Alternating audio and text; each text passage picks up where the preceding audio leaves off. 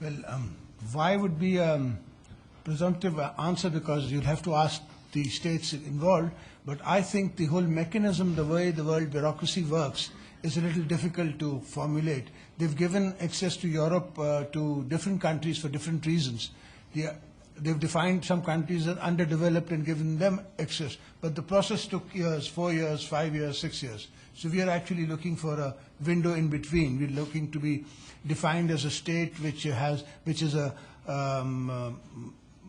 fighting against terror or is a victim of terrorism, and that terrorism is world oriented. It's not localized to Pakistan. So we're looking for that new definition. As far as Baitullah Masood is concerned, there are suspicions and there is investigation going on, so I will not comment on his particular name, but we are definitely fighting that mindset. One thing we can definitely say, that my late wife, Shaheed Mohtamma Benazir Bhutto, was assassinated by that mindset. Thank you, sir. From the Times, Bronwyn Maddox. Thank you very much. Mr. President, do you think your late wife would have done the job differently had she been president? Are there any of your big decisions you've taken where you can imagine having had a disagreement with her? I think she would have done all these decisions and much better than me, because we still work on her philosophies. We believe in the Benazir Doctrine for the war on terror. We believe in women emancipation, which is again a Benazir Doctrine. So basically I'm following not my wife, but my leader, and following whatever she had foreseen and living and trying to live her dream. Thank you. Gentleman here, yes please. Mr. President, I'm Humayun Tanda, the Ambassador of Afghanistan here. Thank you for your statement.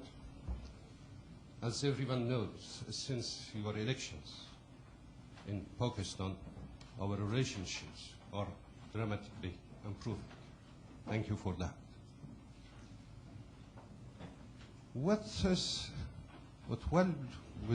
will be your policy regarding the existence of a large number of extremist madrasa in Pakistan?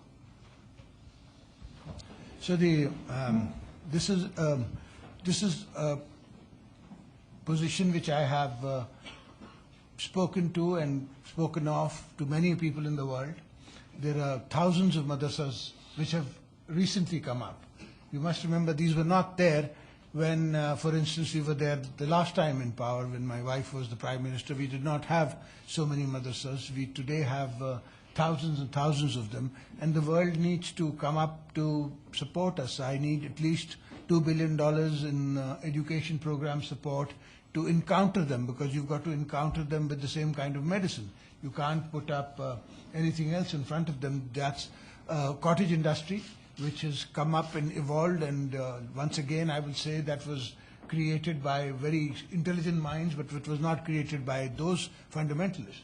This is something that was created by the world think tanks of aggression or military mindset.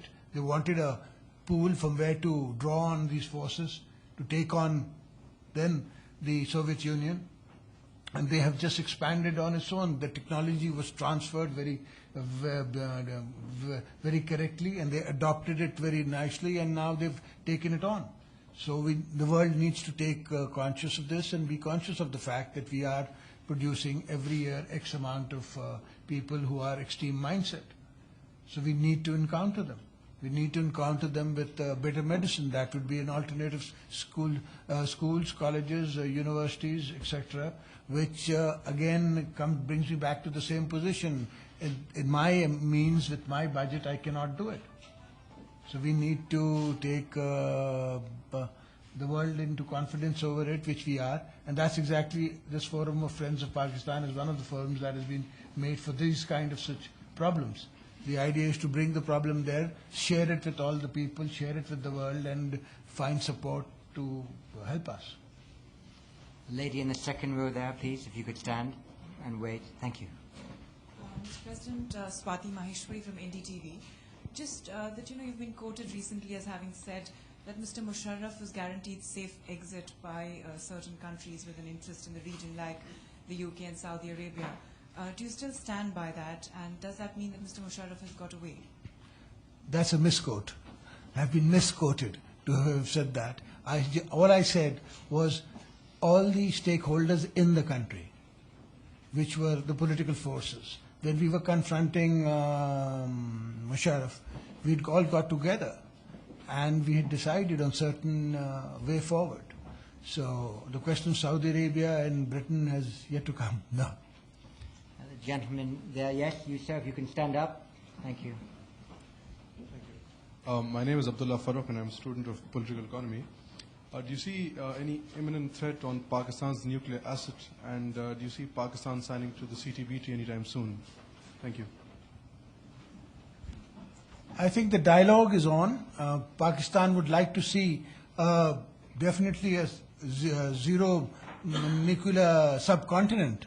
Pakistan is a forced nuclear power. Pakistan has never been a volunteer nuclear power.